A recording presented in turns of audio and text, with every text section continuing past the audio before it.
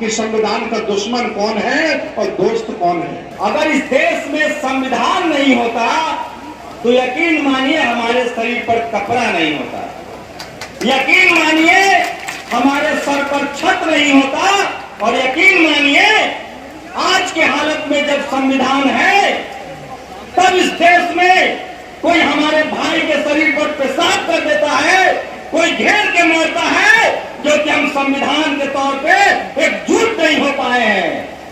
कब तक बर्दाश्त करेंगे हम?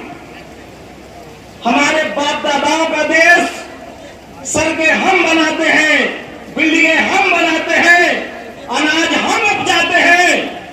इस देश में मंदिर, मस्जिद, गुरुद्वारा, गिरजाघर भी हम बनाते हैं, लेकिन हमारे साथ दोयम दर्जे का व्यवहार होता है।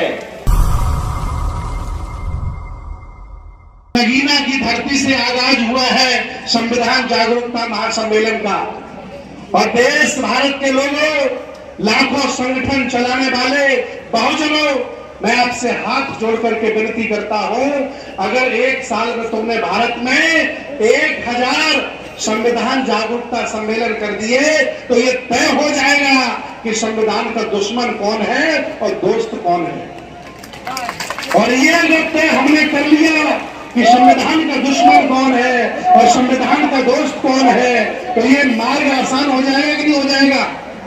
इसलिए जितने भी लोग संगठन चला रहे हैं, मैं उनसे हाथ जोड़कर विनती करता हूं कि यही तरह का संगठन वो हर जिला में, हर तहसील में, हर ब्लॉक में करें, और ये तय करें कि संविधान के साथ कौन है और संविधान का विरोधी कौन है। बात सही है कि नहीं है?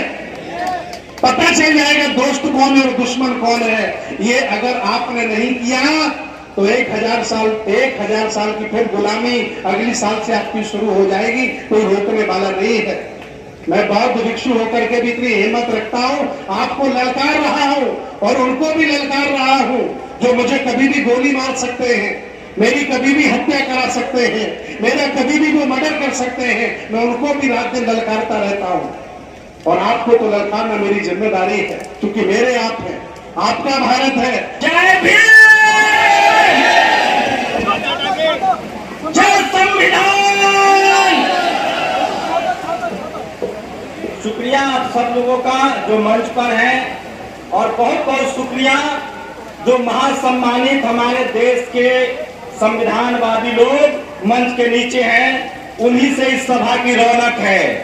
सभा में ये नहीं देखा जाता है कि मंच पर कितने लोग हैं, देखा जाता है कि मंच के सामने कितने लोग हैं। तो आप सब लोगों को जय भीम, जय संविधान। पेशे से पत्रकार हूं, लेकिन इस देश में सबको बोलने की आजादी है। मैं 2 ही बातें कहना चाहता हूं, टाइम बहुत कम है और बोलता भी नहीं हूं। बंदे जी को घबराने की जरूरत नहीं है। अगर इस देश में संविधान नहीं होता तो यकीन मानिए हमारे शरीर पर कपड़ा नहीं होता, यकीन मानिए हमारे सर पर छत नहीं होता, और यकीन मानिए आज के हालत में जब संविधान है तब इस देश में कोई हमारे भाई के शरीर पर पेशाब कर देता है, कोई घेर के मारता है, जो कि हम संविधान के तौर पे एकजुट नहीं हो पाए हैं। कब तक बर्दाश्त करेंगे हम? हमारे बाप दादाओं का देश सड़कें हम बनाते हैं, बिल्डिंगें हम बनाते हैं, अनाज हम उपजाते हैं। इस देश में मंदिर, मस्जिद, गुरुद्वारा, गिरजाघर भी हम बनाते हैं, लेकिन हमारे साथ दोयम दर्जे का व्यवहार होता है। क्या हम दोयम दर्जे के नागरिक हैं?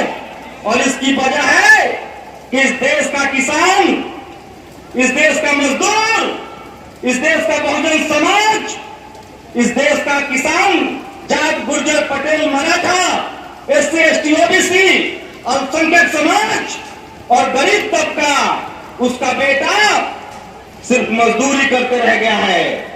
उसको साजिश के तहत स्कूल कॉलेज नहीं जाने दिया गया है। आपको संविधान का अधिकार तभी पता चलेगा जब आप स्कूल कॉलेज जाएंगे, और तभी आप दहाड़ेंगे। और आप तय कर लीजिए आज, जब तक आप अपने बच्चों को मीडिया, जुडिशियरी मतलब जज नहीं बनाएंगे, कॉलेज यूनिवर्सिटी नहीं भेजेंगे, ब्यूरोक्रेसी में नहीं भेजेंगे, बिजनेसमैन नहीं बनाएंगे, फिल्म में नहीं भेजेंगे, स्पोर्ट्स में नहीं भेजेंगे, तब तक आपका अधिकार छीना जाता रहेगा। और इस सब अधिकारों को पाने का एक ही रास्ता है, वोट का रास्ता।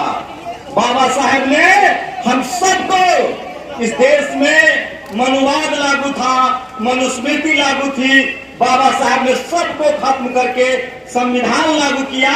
और संविधान में सब बराबर है, सबको एक वोट का अधिकार है। उस वोट का इस्तेमाल कीजिए और जो आपके आने वाली नस्लों के लिए, इस देश के किसानों के लिए, मजदूरों के बच्चों के लिए स्कूल के दरवाजे खोले, नौकरियों के दरवाजे खोले, आपकी जिंदगी बेहतर बनाए, आपके देश की सेना को बेहतर करे, उन्हीं लोगों को चुनिए, तभी इस देश में संविधान लागू होगा। क्योंकि बाबा साहब ने कहा था, किसी देश का संविधान जितना बेहतर हो, वो तब तक बेहतर नहीं हो सकता है जब तक उसको चलाने वाले बेहतर ना हो। इसलिए संविधान को बेहतर तरीके से चलाने वाले लोगों को भेजिए जो संविधान में भरोसा रखते हैं। और यकीन मानिए, 21वीं सदी का दौर है, विज्ञान है, सबके हाथ में मोबाइल है, कोई किस्मत बदलने नहीं आएगा, कोई गरीबी दूर करने नहीं आएगा।